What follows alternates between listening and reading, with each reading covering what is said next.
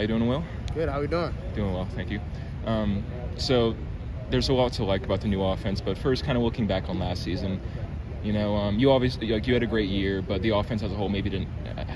Was it fair to say that the offense didn't match their expectations? I think we had a lot of growth to do after just kind of evaluating last season. I feel like there's a lot of room to improve, but there's always a room to improve. Yeah. Now, looking at the receiver room as a whole, what did you guys think that you could fix on? What was Kenny saying?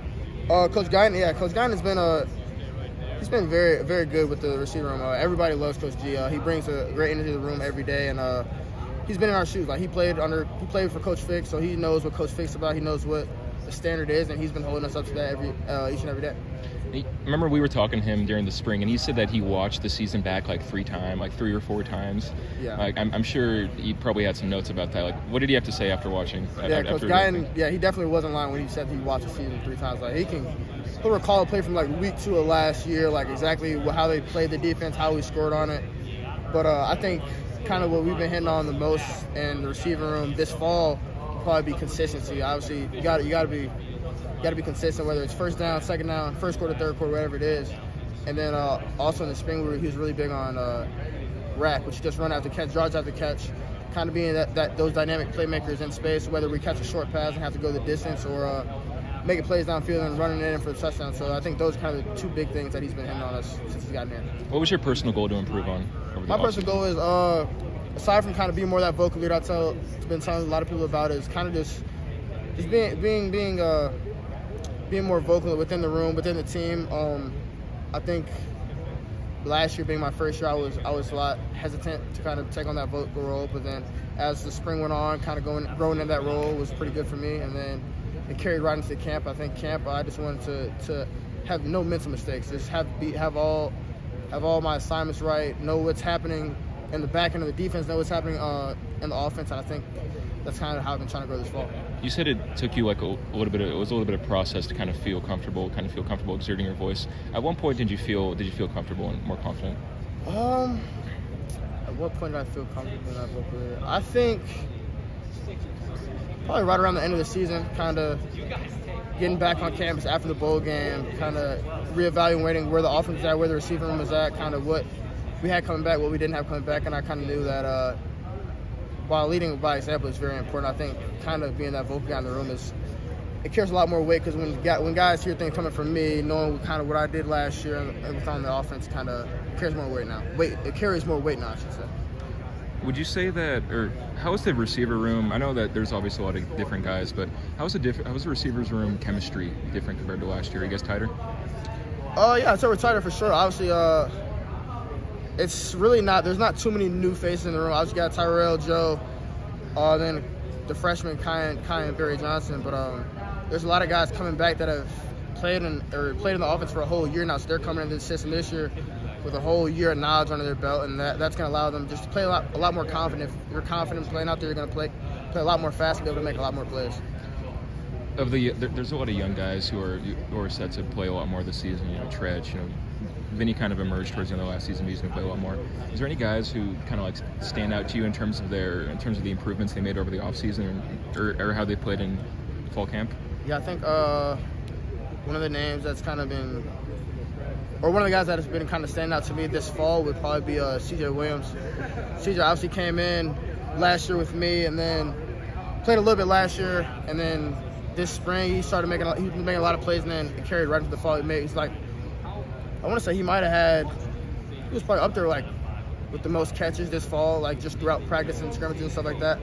But I just felt like he was always coming up with big plays or crucial first downs for a certain fall camp. And I think that's the guy that kind of stood out to me this fall.